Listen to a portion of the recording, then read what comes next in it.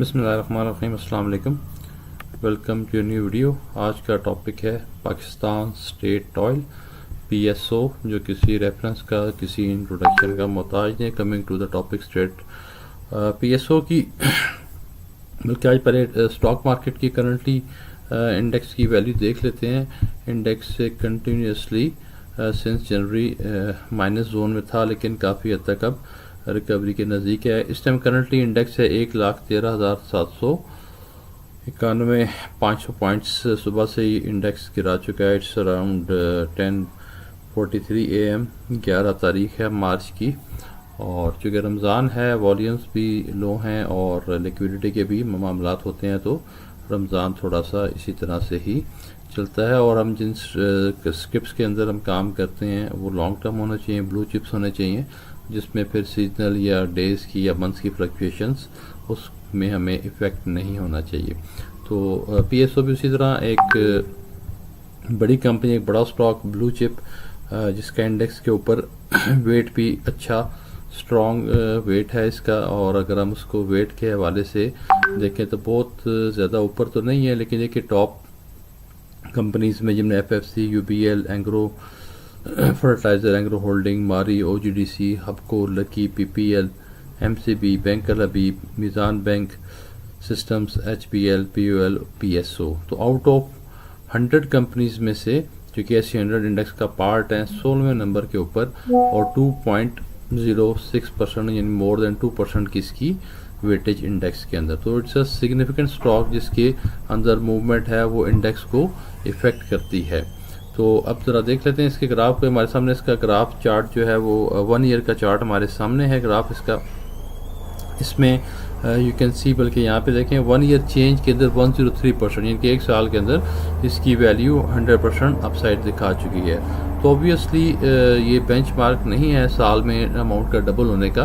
तो अगर कोई भी स्क्रिप्ट है वो अगर एक साल के अंदर 100% अपसाइड दिखा चुका है, तो और उसमें ये इंक्लूड है 20% जो लेस हो चुका है 1 जनवरी से, तो of course it's a normal part of market correction के। जब मार्केट जब ऊपर जाती है तो फिर डेफिनेटली जिन्होंने अच्छा प्रॉफिट बुक किया होता है then they do selling, profit book करते हैं और वेट करते हैं स्विंग ट्रेड करें, मार्केट जब नीचे दोबारा से बाय करें। तो 1 ईयर बैक की बजाय हम और थोड़ा सा क्लोज होकर 6 मंथ्स को देख लेते हैं। तो लास्ट 6 मंथ्स बैक इनकी वैल्यू 162 थी, जो ओबियसली डबल इनके लास्ट 6 मंथ्स के अंदर ही डबल से भी ऊपर हो चुकी थी। और 162 से इसने हाई टच किया है 465 का 52 वीक्स हाई इसके अंदर हमें नज़र आ रहा है, जो करंटली उससे 100 रुपीज़ से भी यानी 110 रुपीज़ उसमें से माइनस है। तो इट मीन्स कि इसमें पोटेंशियल है कि 30%, अगर हम उस परसेंटेज टर्म में बात करें तो माइट भी अराउंड इसमें अपने 52 वीक से इस टाइम ये 30% लो के ऊपर है। तो इसमें अच्छा बाउंस बैक करने का पोटेंशियल है। कंपनी जो कि स्ट्रॉन्ग है, फंडामेंटल्स बहुत स्ट्रॉन्ग है, इनका बिजनेस किसी नाम का मोहताज नहीं। गवर्नमेंट ऑफ पाकिस्तान की बहुत ज़्यादा इसमें इन्वेस्टमेंट है और थोड़ा सा इनको सर्कुलर डेट्स के इशू हैं जो किसी भी टाइम रिजॉल्व हो जाएंगे, और जब अगर रिजॉल्व होते हैं तो एकदम इनके ऊपर माइट भी कि फिर तो ये स्ट्रेट अवे को 600 के ऊपर आपको जाता हुआ नज़र आएगा। तो it's a very good stock, blue chip है लॉन्ग टर्म के लिए, इसमें बाइंग और होल्डिंग बनती है। तो नीचे अगर आपने बाय किया तो प्रॉफिट टेकिंग के लिए थोड़ा बहुत इसको आप सेल कर सकते हैं, but ultimately it's a stock to hold in the long run. थोड़ा सा इनके डेप्थ में फाइनेंशियल्स को भी जाग देते हैं। ईयर टू डेट को डाटा देखें तो साल के शुरू 1 जनवरी से ऑनवर्ड्स ऑफ कोर्स बाकी सारा मार्केट सारी अपसाइड दिखा रही थी और वहाँ से फिर रिवर्स हुई, प्रॉफिट टेकिंग हो रही है। तो 1 जनवरी को ही इनकी जो 445 की वैल्यू थी वो बॉटम, लेकिन बॉटम ऑलमोस्ट जो टच कर चुके हैं 325 का बॉटम लेके वहाँ से दोबारा सपोर्ट आई है। और अगर हम इसको 1 ईयर के बल्कि 6 मंथ्स के ग्राफ में देखते हैं तो उसमें भी देखें ये 6 मंथ्स बैक भी किसके ग्राफ में 300 की इसकी लोअर बनी थी, तो वहाँ से दोबारा ये स्क्रिप्ट जो है वो उठना शुरू हुआ था। और अगर करंटली इसकी देखें तो इसने 325 को टच करके बाउंस किया है। तो जो स्क्रिप्ट 300 के अराउंड था वहाँ से अपसाइड हुई और 460 तक गया, तो उसमें एक नेचुरल जो ग्रोथ बनती थी उस हवाले से भी देखें तो 300 के बाद अगर 10-20% की ही ग्रोथ बनती है, तो उस हवाले से शॉर्ट टर्म के हवाले से जो इसकी करंट रेंज है ये बिल्कुल ठीक रेंज के अंदर इस टाइम है। तो बिल्कुल बाइंग कॉल इसमें बनती है। नीचे भी आ सकता है, लाइक 325 तक भी गया था, लेकिन पॉइंट इज़ ये कि इसी तरह रैली आएगी तो ऊपर भी जा सकता है। तो नो वन कैन प्रिडिक्ट, जितने मर्जी आपके एनालिस्ट देख लें, चार्ट देख लें, कैंडल स्टिक्स देख लें, नो वन कैन प्रिडिक्ट कि कल क्या होगा। हमने ये देखना होता है कि वैल्यू इन्वेस्टिंग हो, अच्छी कंपनी हो, शेयर्स में जान हो, को फंडामेंटली कोई इशू ना हो, मार्केट में कोई र्यूमर, कोई नेगेटिव न्यूज़ ना आ रही हो, तो then you can safely manage the game. और उसमें पी रेशो, अच्छा पी रेशो चूँकि थोड़ी सब्जेक्टिव होती है, इसमें चूँकि अर्निंग पर शेयर क्वार्टरली की बेस के ऊपर और एनुअली फ़र्क होते हैं, तो अभी भी ये इसकी यहाँ पी रेशियो 8.54 नज़र आ रही है जो कि बेस्ड ऑन एनुअल है। लेकिन अब लेटेस्ट क्वार्टर के रिजल्ट देखें तो उसके हवाले से पी रेशियो डिफरेंट बनती है। मैं थोड़ा इसको डेप्थ में एक्सप्लेन करता हूँ। तो फाइनेंशियल्स के अंदर आते हैं, पहले थोड़ा सा इनका हिस्टोरिकली भी चेक देख लें कि इसमें एनुअली हमारी जो सेल्स का ग्राफ है वो क्या बता रहा है। तो करंटली 3.5 से 3 बिलियन ऑयल बर्निंग की सेल्स बन रही है एनुअली, जो कि लास्ट ईयर की निस्बत भी अपसाइड है।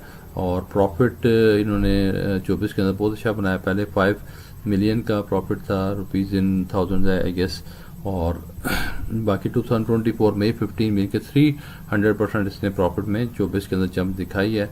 और ईपीएस इनकी एनुअल 33.79 है जो कि लास्ट ईयर की 2024 की है। लेकिन अगर हम क्वार्टरली ईपीएस देखें तो आई प्रेफर ऑलवेज कि जो करंट लास्ट क्वार्टर है उसकी ईपीएस को आप 4 से मल्टीप्लाई करें तो वो हमें 60 के ऊपर जाती नज़र आ रही है।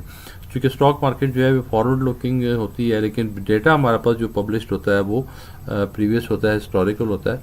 तो हिस्टोरिकल डाटा के अंदर फिर रहते हुए जो मैक्सिमम पॉसिबल हम फॉरवर्ड लुकिंग देख सकते हैं, तो उसमें फिर लास्ट क्वार्टर का रिजल्ट होता है। तो आप लास्ट क्वार्टर का जो रिजल्ट है उसको 4 से मल्टीप्लाई करके अगर एनुअल ईपीएस बनाए तो हमें जो ऑनवर्ड ईपीएस नज़र आ रही है वो तो अराउंड 60 नज़र आ रही है। और इस ईपीएस के ऊपर अगर हम उसकी वैल्यूएशन देखें तो अगर बड़ी कंपनी है ये 9 पी मल्टीपल के ऊपर इसका ट्रेड करना कोई बड़ी बात नहीं है। तो उस हवाले से तो इसकी वर्थ 500 प्लस बन रही है। क्योंकि अगर 60 को एज्यूम करें जो कि एनुअली हमारे पास ईपीएस आ रही है 33, तो इसकी हम अगर बॉटम लाइन भी अगर इसमें करें क्वार्टरली को बनता तो 60 है, लेकिन आप चाहे 50 भी इसकी लगा लें तो 50 के मुताबिक भी 9 मल्टीपल के ऊपर अगर हो तो इट बिकम्स अराउंड 450।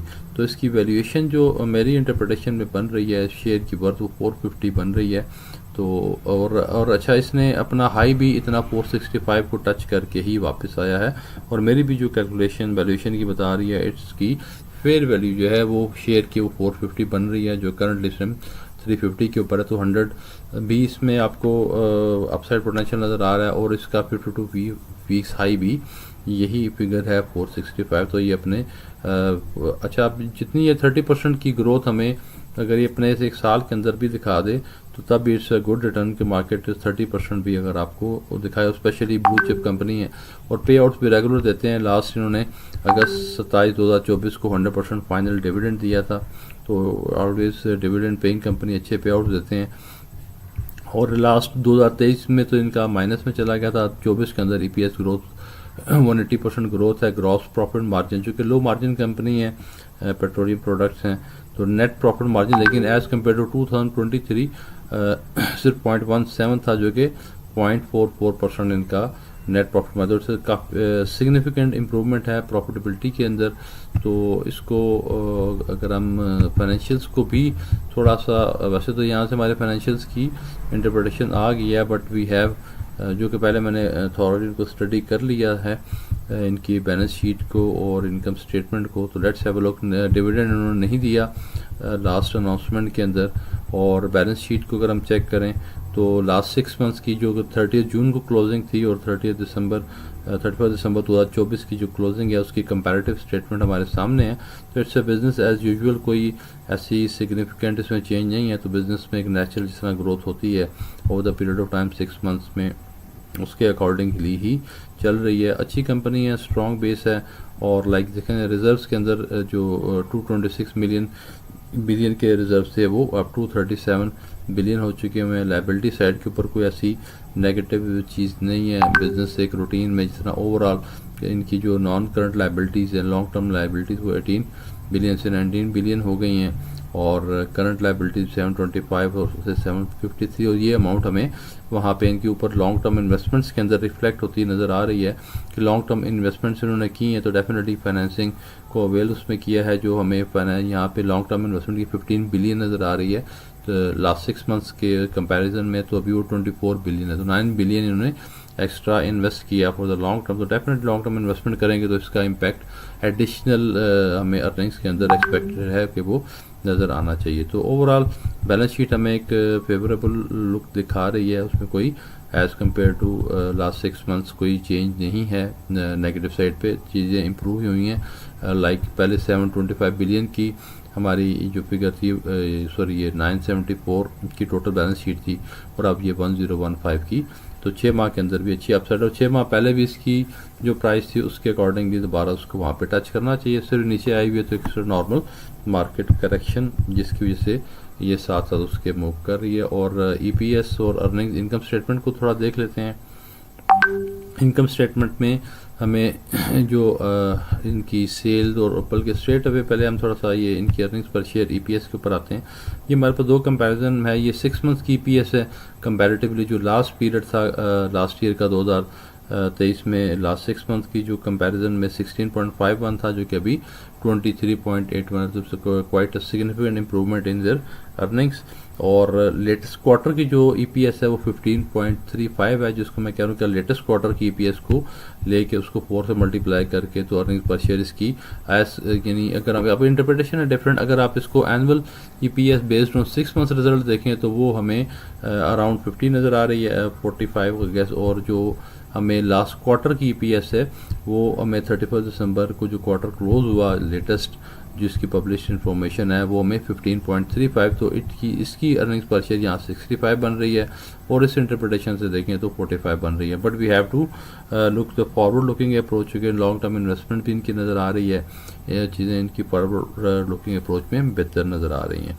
तो 60 के ईपीएस के अकॉर्डिंगली देखें तो फिर तो इसकी वैल्यूएशन को और सपोर्ट कर रही है। तो फाइनली रिकमेंडेशन करते हुए, कंक्लूजन करते हुए, इसकी मैं वर्थ के ऊपर बात करता हूँ। बाकी मार्केट में थोड़ा बहुत स्टॉक का एक हेल्दी मूवमेंट है, ऊपर भी जाएगा नीचे भी आएगा। 350 है, बाइंग बनती है, यहाँ से एक्यूमुलेट जो अब जो न्यू एंट्री ले रहे हैं वो यहाँ से एक्यूमुलेट कर सकते हैं, और थोड़ा सा लॉन्ग टर्म विजन रखें, एक्यूमुलेट करें और होल्ड करें।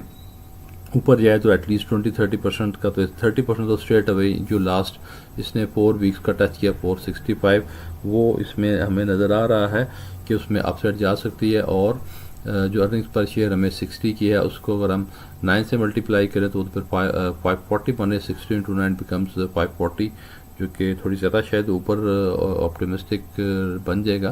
But still 450 is a reasonable figure के 60 के ईपीएस को अगर आप 7.5 का मल्टीपल देखें तो 450 बन रहा है। तो इस बड़ी कंपनी के लिए ईपीएस जो है वो डेफिनेटली 9 के ऊपर होना चाहिए, और अभी भी पी रेशियो 9 पे होनी चाहिए। अभी पी रेशियो अराउंड 9 है, but it is based on previous historical जो 1 ईयर का अर्निंग्स पर शेयर है उसके ऊपर बेस्ड है। लेकिन जब इसको हम फॉरवर्ड लुकिंग नेक्स्ट ईयर के लिए अगर हम इसको इनकॉर्पोरेट करेंगे तो यहाँ पे जो रिफ्लेक्ट हो रही है वो लोअर साइड के ऊपर चली जाएगी, 6 के अराउंड माइट भी चली जाएगी, exactly 60 into 6 360 exactly.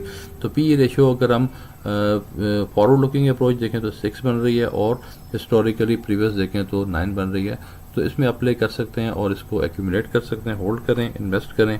Panic selling तो बिल्कुल भी करने वाली कंपनी ये नहीं है,